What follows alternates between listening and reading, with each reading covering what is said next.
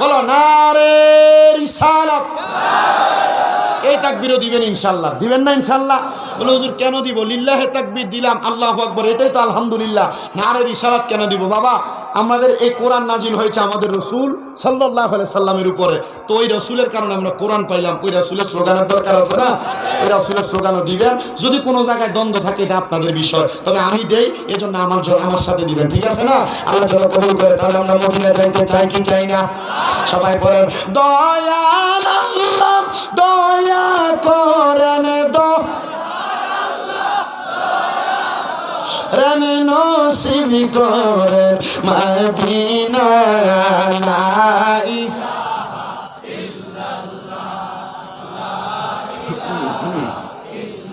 ইল্লাল্লাহ, লা ইলাহা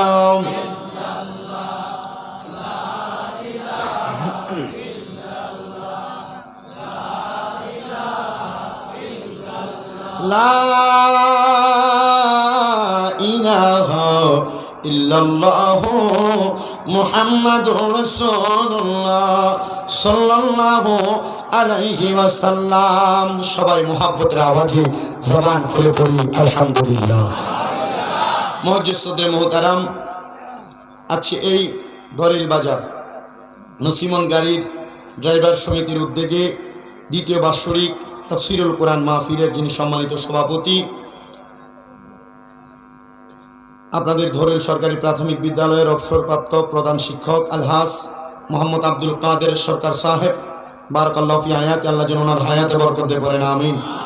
সম্মানিত প্রধান অতিথি, আপনাদের এই সিরাজগঞ্জ 4 আসন উল্লাপাড়ার যিনি মাননীয় জাতীয় সংসদ সদস্য আলহাজ গাজী শফিকুল ইসলাম শফি সাহেব, সম্মানিত বিশেষ অতিথিবৃন্দ, মাহফিলে মূল্যবান তকরির করেছেন মাহফিলের সম্মানিত দ্বিতীয় বক্তা মাওলানা মোহাম্মদ আব্দুল মান্নান আফারি সাহেব সহ আজকের মাহফিলের আমন্ত্রিত সকল ওলামায়ে কেরাম, দাড়িপাকা মুরব্বী বাবারা, যুবক নজওয়ান ভাইয়েরা, ছোট্ট ছোট মাসুম বাচ্চা, পর্দার অন্তরালে আছেন আমার মা বোনেরা, বিশেষ করে সোশ্যাল মিডিয়ার মাধ্যমে দেশ বিদেশ থেকে দেখনেওয়ালা ভাই বাবারা, মা বোনেরা, সবাই আবারও আমার সালামের জবাব দিবেন। আসসালামু আলাইকুম ওয়া রাহমাতুল্লাহি ওয়া বারাকাতুহু। আপনারা বলেন, এই ধরেল বাজার প্রাঙ্গণে নসিমন সমিতির ভাইয়েরা এত সুন্দর জান্নাতের বাগানের আয়োজন করেছে, আপনারা সবাই কি খুশি না বেজার? মারহাবা। তারা পারতেন একটি গান বাজনার আয়োজন করতে, তারা পারতেন একটি নাট্য মঞ্চের আয়োজন করতে, তারা কোরআনের বাগান সাজিয়েছে আলহামদুলিল্লাহ। দোয়া করবেন আল্লাহ যেন নসিমনের প্রত্যেকটা ড্রাইভারকে সকল প্রকার অ্যাক্সিডেন্ট মুসিবত থেকে হেফাজত করে, প্রত্যেকটারে যেন আল্লাহ নামাজি বানায়, আরো জোরে পড়েন আমিন। তবে এতটুক মনে রাখবেন, ইসলাম শান্তির ধর্ম। ইসলাম, এই ইসলামে মারামারি, কাটাকাটি, হানাহানি, দ্বন্দ্ব, দ্বিধাবোধ এগুলা হোক, আপনারা কি চান? আমরা চাই না। আল্লাহ যেন আমাদেরকে এই দ্বন্দ্ব থেকে দূরে রাখে, পড়ে না আমিন। তবে আজকে আমি আসার সময় ঢাকা যখন পার হলাম, আমি আমার ফেসবুকটা খুলেই দেখলাম, কে যেন একজন বলছে যে মুসলমান খেজুর দিয়ে কেন ইফতার করতে হবে, বরই দিয়ে ইফতার করে, খাজুরের দাম বেশি এই জন্য। তা আমরা ওনাদেরকে জানিয়ে দিতে চাই, আপনার মনে হয় ইসলাম সম্পর্কে বিন্দু পরিমাণ জ্ঞান নাই। বলে হুজুর কেন? কারণ আল্লাহ নবী বলছে তোমরা খেজুর দ্বারা তোমাদের ইফতার শুরু করো, কারণ এটার মধ্যে অসংখ্য বরকত রয়েছে।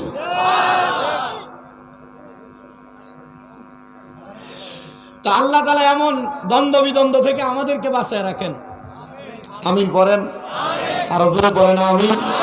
তবে এতটুকু মনে রাখবেন, আমি আপনাদের কাছে 3টা কোরআনের আয়াত পড়েছি।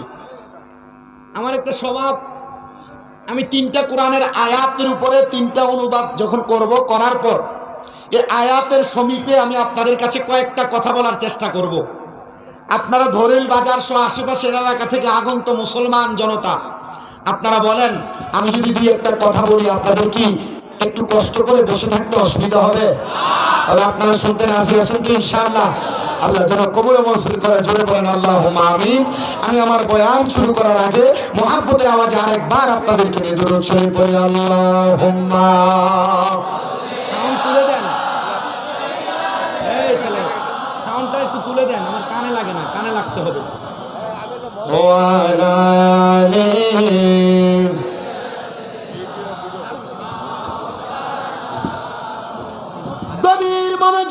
বলেন, আমার মুসলমান বাবাজিরা, ভাইরা, পর্দার অন্তরালের মা বোনেরা, আমি আমার আল্লাহ তাআলার কোরআনুল কারীম থেকে আয়াত তেলাওয়াত করেছি, সবাই আমার সাথে পড়েন, আউযু বিল্লাহি মিনাশ শাইতানির রাজীম, বিসমিল্লাহির রাহমানির রাহিম, ইয়া আইয়ুহাল্লাযীনা আমানু তাকুল্লাহা ওয়াল তানজুর নাফসুম মা কদ্দামাত লিগাদিন ওয়াত্তাকুল্লাহা ইন্নাল্লাহা খাবীরুম বিমা তা'মালুন।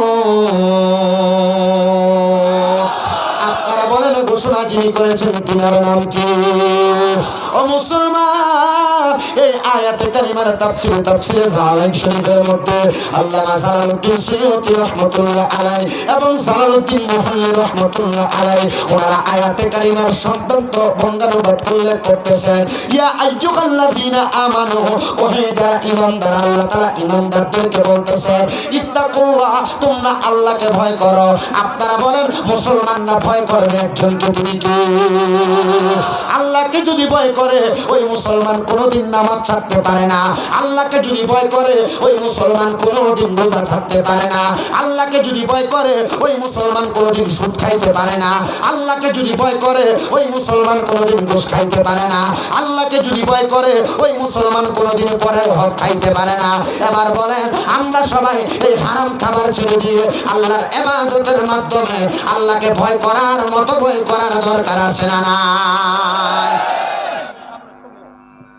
আল্লাহ তাআলা ঘোষণা করেন, ওয়াল তানজুর, তোমাদের প্রত্যেকের তাকানো উচিত, নাফসুম মা কদ্দামাত লিগাদিন, তোমাদের পূর্ববর্তীদের দিকে, যাদেরকে আগে প্রেরণ করা হয়েছে। আপনি কাদের দিকে তাকাবেন? কাদেরকে আগে প্রেরণ করা হয়েছে? এই আয়াতে কারিমার তাফসীরের মধ্যে জালালউদ্দিন মুহাল্লি রাহমাতুল্লাহ আলাইহি বলতেছেন, তোমাদের পূর্বে অনেক বনি ইসরাঈলদেরকে দুনিয়ার জমিনে প্রেরণ করা হয়েছে। যেই বনি ইসরাঈলরা দুনিয়ার জমিনের মধ্যে দাঙ্গা হাঙ্গামা করেছে, তারা মুসলমানও দাবি করেছে, আবার মানুষের মালামাল রাস্তা দিয়ে যাওয়ার সময় তারা হরণ করেছে, মানে ডাকাতি করেছে। ও মুসলমান, তোমরা তাদের মতো হইবা না, তোমরা তাদের দিকে তাকায়া তোমাদের জীবনকে পরিবর্তন করো। আবার বলেন, ইত্তাকুল্লাহ, তোমরা আল্লাহকে ভয় করো। আল্লাহ কেন কেন কেন? কারণ আমরা সবাই তো মুসলমান দাবি করি, আমরা সবাই মুখে মুখে বলি আমরা আল্লাহকে ভয় করি, কিন্তু আমাদের অন্তরের মধ্যে অন্য কোনো কাজ করে, অন্য জিনিস কাজ করে। এজন্য আমার আল্লাহ তাআলা বলেন, ইন্নাল্লাহা খাবীরুম বিমা তা'মালুন, নিশ্চয় আল্লাহ তাআলা তোমাদের অন্তরের সকল খবর সম্পর্কে অবহিত। ও মুসলমান, আপনি মুসলমান দাবি করেন, মুখে মুখে আপনি ইমানদার দাবি করেন, আপনার পোশাক সুন্দর, লেবাস সুন্দর, টুপি সুন্দর, দাড়ি সুন্দর, পাগড়ি সুন্দর, পাঞ্জাবি সুন্দর, কিন্তু আবার এগুলা লাগানোর পরে আপনি যখন নামাজ পড়বেন না, আল্লাহর ইবাদত করবেন না, পরের হক মেরে মেরে খাইবেন। কিন্তু আবার আপনারা বলেন এগুলা করার কারণে তার মুখে এক কথা, অন্তরে আরেক কথা, মুখে এক, কাজে আরেক। এবার বলেন এটা কি ইমানদার না মুনাফিক? অসুবিধা হচ্ছে আপনাদের?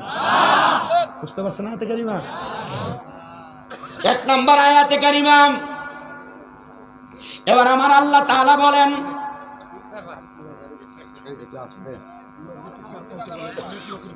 আমি পারি একটা করতে, একজনের কাঁধে আরেকজন উঠে বসাতে। আপনারা যতটুকু আছেন কোরআন শোনার জন্য এসেছেন, কষ্ট করে এসেছেন। আপনারা একজন মুসলমান ভাই আরেকজন মুসলমান ভাইকে জায়গা করে দেন, হয়তো আল্লাহ তাআলা আপনাকে জান্নাতের মধ্যে জায়গা করে দিবেন।